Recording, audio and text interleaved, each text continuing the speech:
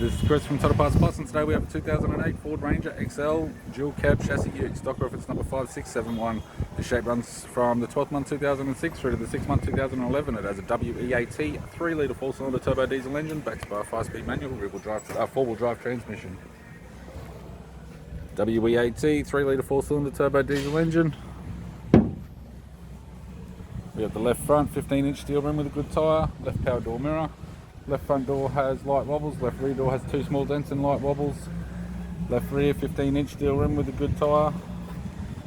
Has an aftermarket galvanized tray with all bolts and brackets. Factory fitted tow bar with all bolts, brackets and loom.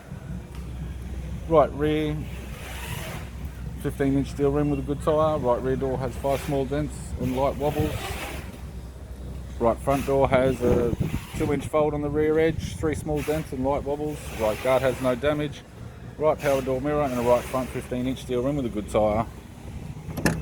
We have the driver's side door trim, power window master switch. This vehicle is fitted with black cloth interior, manual type console, 5-speed manual gear shifter, heater controls, less one knob, interior mirror, left sun visor, right sun visor and the instrument cluster.